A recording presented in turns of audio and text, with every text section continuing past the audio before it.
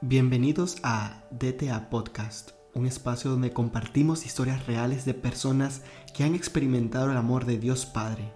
Abre tu corazón y escucha tú también cómo Dios te ama y está a tu lado. Bueno, gracias por invitarme hoy acá. Gracias a ti, José Andrés, por estar aquí presente en este podcast.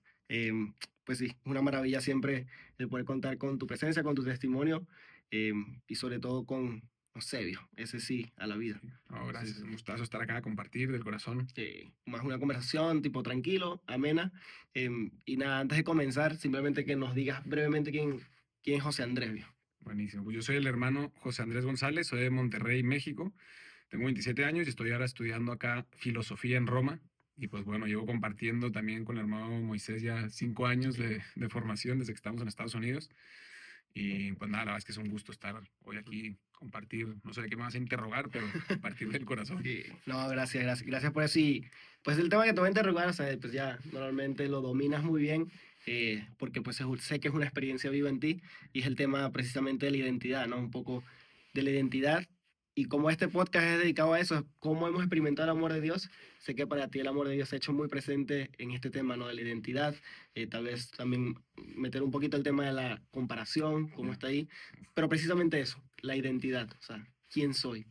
No, buenísima, hace una buenísima manera porque de todo lo que se puede hablar de la identidad, que al final todo llega a esa raíz de ese tema que me compartes, ¿no? Como del fenómeno de darme cuenta que me estoy constantemente comparando con otros y cómo muchas personas pues sufrimos de eso, de dónde viene y qué tiene que ver con pues, nuestra búsqueda de una verdadera identidad, ¿no? Así que, pues la verdad es que es un gran tema. Pues sí, micrófono abierto, tú dale. Sí, pues lo primero que me viene, la verdad, es que la mayoría de las veces, cuando uno lo analiza en su propia vida, o cuando también lo platicas con alguien de confianza, es que siempre que tendemos a compararnos con alguien, antes de empezar a construir como, bueno, es que mejor tienes que hacer esto, tienes que hacer lo otro, porque tu identidad y tal, es como empezar a deconstruir cosas que nos vamos poniendo como máscaras y demás, ¿no? Entonces muchas de esas comparaciones parten de un miedo que tengo o de una mentira que me he creído de mí mismo, ¿no? Y entonces quizás sería como el primer paso, empezar a platicar un poquito, luego también ver qué opinas, si en tu historia o platicando con gente, de dónde nace, cuáles son las raíces de esa necesidad que siento,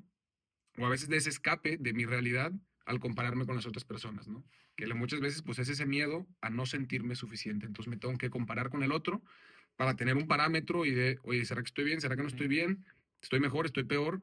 ¿Por qué me hace sentir más seguro compararme con alguien más, ¿no? Es una pregunta interesante. Interesante, ¿no? Porque tocas precisamente el tema eso de las seguridades, ¿no? O sea, ¿cómo me siento más seguro yo? Pues claro, me comparo con el otro y ahí empieza como a jugar un poquito, pero siento yo que realmente como que estoy viviendo otra vida, o sea, como que no es mi vida, ¿no? Me estoy intentando meter en la vida del otro para intentar encontrarme a mí, ¿no? Y que siento yo que es un peligro grandísimo, ¿no? Sí, y entonces, bueno, aquí, digo, podríamos asumir que, obviamente, entrando en casuística con una persona, hace falta ir a hacer ese examen con mucha honestidad, de empezar a ver en mi vida, cuando me comparo con alguien, qué siento, por qué lo siento, y empezar a deconstruir esas mentiras que me voy haciendo a mí mismo, ¿no? Pero, pues, asumiendo que damos por supuesto este trabajo, como en la conversación que estamos teniendo, me gustaría proponer como una clave para poder dar un paso hacia adelante en ese deseo de vivir más libre en mi identidad, que es una idea que en realidad es muy sencilla, pero a la vez es como profunda de ir aplicando a la vida, ¿no? Y es aceptar que no hay nada que tenga que buscar fuera de mi vida para ser feliz. O sea, todo lo que yo necesito para ese, o sea, le puedes poner la palabra que quieras, ser feliz, ser pleno, cada uno le pone como su esfumatura, no ser santo en la vida de fe. No hay nada que yo necesite para llegar a ese proyecto final, que es mi felicidad, mi santidad, que esté fuera de mi vida. ¿Por qué? Porque si en realidad eso no fuera así, estaríamos diciendo que Dios me creó como para ser infeliz. Dentro de lo que Dios ya me regaló en mi vida y en mi historia, tengo todas las herramientas necesarias para ser feliz y para ser santo. Entonces, aceptar esa primera verdad es como dar el paso para empezar a darle nombre a quién soy yo, cuál es mi vida, cuál es mi historia, y ahí reconocer todas esas herramientas que necesito para ser feliz, ¿no? Entonces, bueno, primero vamos a pararnos en esta primera como afirmación, ¿no? Todo lo que necesito para ser feliz y ser santo, no tengo que mendigar otras cosas, la historia del otro, lo tengo ya, simplemente tengo que abrazarlo primero, ¿no? ¿Quién soy? ¿Cuál es mi historia? ¿Cuál es mi vida? ¿Cómo me hizo Dios, no? y de ahí voy colaborando para Sí. caminar hacia esa santidad, ¿no? O esa felicidad. Primera piedra ya está puesta. O sea, ya tengo todo lo que necesito para ser pleno, para ser feliz, para ser santo. Y entonces el segundo paso es el más duro, porque el primero suena muy bonito, ¿no? Como, ya tienes La todo lo victoria, necesario, estás bien hecho, Dios te creó increíble, suena muy bonito. Pero eso se hace difícil cuando nos encontramos con la realidad de que muchas de las cosas en mi vida y en mi historia, pues son imperfectas. Y hay dolor, y hay sufrimiento, y hay fracaso, si lo queremos llamar así. Y entonces ahí viene el segundo elemento, que dentro de esa historia, de esa situación en la que me encuentro, que hay dolor y que es imperfecta, esa situación imperfecta es lo que necesito para ser feliz y para ser santo. O sea, no puedo ser feliz fuera de mi Sí. historia. Mm. No puedo ser feliz huyendo de mi historia. Que Y siento que es una gran tentación, ¿no? De que, exactamente, pues voy a construir otra historia para huir de mi historia, ¿no? Y ahí es cuando empieza uno como un poquito a huir, ¿no? exactamente. Y entonces ahí es donde empieza toda esa frustración que es muy común hoy pues en los jóvenes en general, de sentir una desconexión consigo mismo, ese como vacío de decir, por más que logro cosas, por más que tengo cosas, siento un vacío profundo. En realidad la raíz está en eso, en una desconexión de que no me he reconciliado con mi propia vida y de que estoy tratando de huir de mi historia, que no me gusta, y de escribir como otra historia aparente para sustituirla. Y la realidad es que no existe una felicidad huyendo de mi historia, que es imperfecta, que hay sufrimiento y hay dolor, pero ese es el primer paso para un camino hacia la felicidad, ¿no? Y además entra perfecto con el tema jubilar, porque esto de que nos habla el Sí. Papa de la esperanza, justo tiene la raíz ahí, ¿no? O sea, que esperanza, tú puedes ser feliz, tú puedes ser pleno, pero la esperanza no es como una idea bonita de lo que va a suceder. La esperanza nace siempre de la realidad Concreto ahí. que a veces duele, que a veces puede ser imperfecta desde mi punto de vista, pero que solo desde esa realidad empieza un camino de verdadera esperanza. Qué espectacular. Y sí, o sea, qué bonito que incluyes también eso, el tema de peregrinos de esperanza, ¿no? Porque es ahí, o sea, en un mundo perfecto, pues, ¿qué esperanza voy a tener si ya todo es perfecto, ¿no? Pero un mundo en el cual siento que mi realidad como que, está ahí, pero, o sea, como que me falta algo, no he abrazado algo, ahí es realmente donde empieza a brillar esa luz, ¿no? Donde se empieza a ver esa luz final, ¿no? Del túnel, ¿no? Y entonces ahora la pregunta sería, bueno, esa esperanza a la que queremos ir caminando, ¿de dónde viene como el poder que me asegura que efectivamente estoy caminando con esperanza, ¿no? Entonces viene el tercer elemento. La primera era, o sea, abrazar Eso. como mi vida, ¿no? Saber que no necesito estar mendigando otras cosas, que en mi vida y en mi identidad encuentro las herramientas para ser feliz.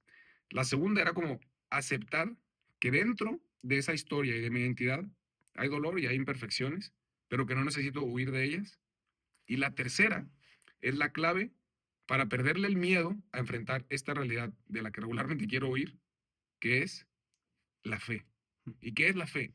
La fe es la gracia de verme a mí mismo y ver mi vida desde los ojos de Dios.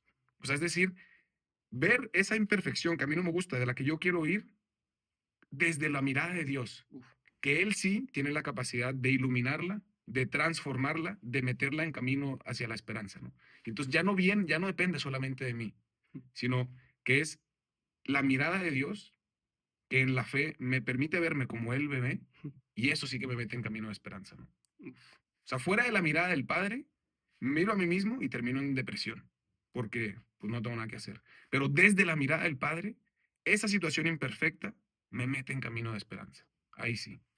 José, y ahorita que mencionas eso, bueno, también con mucha libertad si quieres, ¿no? Pero, o sea, me atrevería como a preguntarte cómo ha sido, o cómo eso, no sé, cómo fue esa experiencia de sentirse mirado por Dios Padre, ¿no? Porque lo más normal es ver, o sea, nuestra ley decir de que, brother, o sea, pues eso, estar mendigando, estar escribiendo otra historia, pero ¿cómo fue para ti ese verte desde los ojos del Padre, ¿no? Pues, o sea, ha habido, yo creo que muchísimos momentos en mi vida en donde se ha repetido como una escena simbólica del Evangelio. Entonces me gustaría compartirles esa escena que en muchas ocasiones me he encontrado en esa situación, ¿no? Y es como San Pedro, lo hemos platicado muchas veces, ¿no? Cuando estaba caminando al lado de Jesús, viendo los milagros, pues él era un hombre con una personalidad fuerte, cometía muchos errores y torpezas, ¿no? Pero él estaba segurísimo de sí mismo. Tanto que la noche antes de que Jesús muriera, él era el único que le dijo, o sea, yo voy a dar la vida por ti.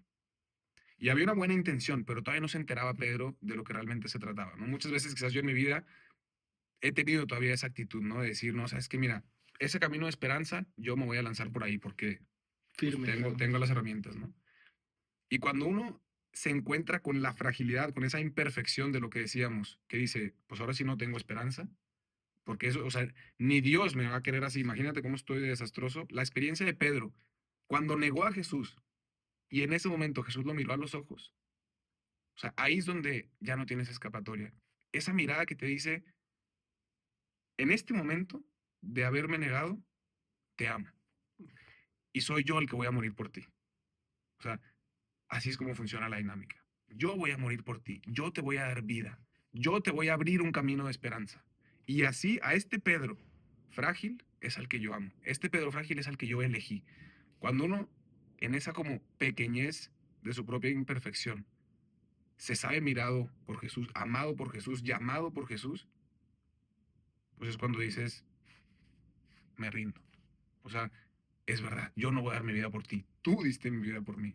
Y el mismo camino hacia el sacerdocio, al inicio yo pensaba que le estaba dando mi vida a Dios. Yo le estoy dando mi vida a Dios. Y cada vez me doy cuenta que es precisamente al revés, ¿no?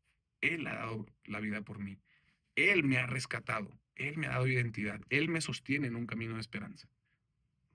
No, ahorita que lo mencionabas, como también me emocionaba mucho y recordaba las palabras de un padre, ¿no? Bueno, que a veces frecuentamos a su charla, padre Rossini, ¿no? Ah, sí. Que decía de que, o sea, nada aquí de que, no, que ya sé perdonar y eso es lo máximo. Dice, cuando realmente uno experimenta el amor de Dios, sabe que el centro de todo no está simplemente en perdonar, sino en saberse perdonado. Realmente. Y que dice, o sea, suena fácil, pero es muy difícil. Porque pues ahí seguimos nosotros de que no, pues cómo es posible que me vas a perdonar a mí. Y aceptar ese perdón, aceptar esa mirada, no es fácil, ¿no? O sea, y pues gracias a Dios, pero la aceptó, ¿no? Pero pues en el caso de Judas, pues no fue capaz de aceptar ese perdón, ¿no? Sí. Que es durísimo, ¿no? O sea, cómo fue, siento yo, totalmente en contra de su identidad, ¿no? De esa identidad de hijos amados, de que somos amados por Dios. O sea, como que Sin no, merecerlo. sin merecerlo, no la pudo aceptar, ¿no? O sea, no pudo aceptar ese perdón, o sea, es muy fuerte, ¿no? Totalmente. Y eso lo que es tan fácil de la fe es lo que la hace difícil. O sea, el hecho de que es un regalo de Dios que yo no me merezco es lo que la hace tan difícil. Porque por nuestra soberbia nos gusta merecernos las cosas. Sí. Nos gustaría merecernos el amor de Dios y decir, me lo gané. Pero es imposible. Es gratuito, es inmerecido y eso nos cuesta. Entonces, el hecho de que sea tan fácil es lo que hace por nuestra soberbia que sea tan difícil aceptar la fe. Aceptar esa mirada de Dios que ilumina mi vida y me dice, te amo, te he creado bien, vamos hacia adelante, ¿no? Qué potente, ¿no? Y sé que ya me estoy alargando un poquito, pero igual, o sea, no quería eh, dejar de contar la historia que me encanta cuando tú me la has contado, ¿no?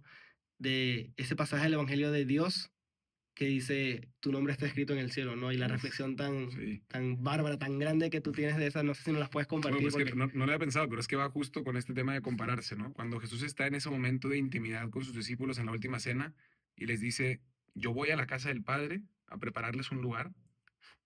O sea, es que a ti, Moisés, con tu nombre, voy a prepararte un lugar a la casa del Padre, que tiene tu nombre. Y lo único que necesitas es ser quien eres porque está preparado para ti ese lugar.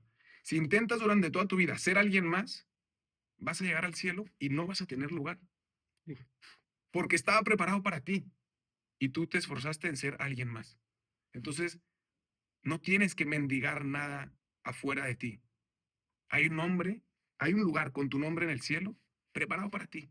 Solo tienes que ser tú y dejarte mirar y transformar desde la mirada de Dios Padre que te ha creado. Qué hermoso. Sí.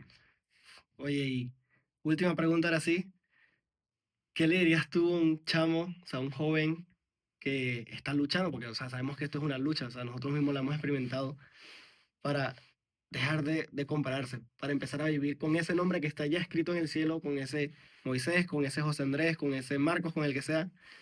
¿Cómo dejar de vivir la vida del otro para realmente empezar a vivir esa vida a plenitud, ¿no? Pues el primer consejo que le daría es a no tener miedo de darse cuenta que se está comparando. O sea, porque ese es el primer paso. Puedes decir, no, salí de esta plática, no es bueno compararse, no me quiero comparar. Pero si me estoy, o sea, el punto es que me estoy comparando. Sí. Pues ya está, empieza por ahí. Exacto, ya. O sea, reconocer, ser capaz de mirar tu propio corazón y darte cuenta qué es lo que está pasando ahí. Y tener la honestidad, antes de hacer un juicio moral, decir, ah, está bien o está mal, simplemente no tener miedo a darte cuenta de lo que está pasando en tu corazón. Y de escribirlo, oye, pues me estoy comparando con esta persona, constantemente me siento insuficiente. Pues no tengas miedo de darle nombre y ahí vas a comenzar a caminar, dándote cuenta qué es lo que está pasando en tu corazón. Pues, José Andrés, muchísimas gracias por este espacio, la verdad, estuvo súper ameno, o sea, por mí yo me quedaría aquí más tiempo Sí. hablando, bueno, seguro seguiremos hablando después de No, terminar la por grabación, misericordia que la gente ya. ya lo acabamos, pero gracias de verdad por No, eso, gracias a ti. y sobre todo por haberte dejado mirar por Dios, que eso es lo más bonito que, y ahí es donde comienza nuestra historia de amor, Sí. ahí es donde realmente empezamos a vivir, como tú lo has dicho, ¿no? Entonces, muchísimas gracias por eso, y sobre todo por compartir lo más bonito que tienes en tu corazón, y que es eso de que Dios te ama, ¿no? O sea, eso es lo más importante, de cómo Dios se ha ido revelando a ti, ¿no? ¿Alguna Entonces, vez escuché a algún famoso decir algo así? Dios te ama y está a tu lado. qué va. Pues nada, gracias, my bro, y con todo, hijo. Oye, gracias.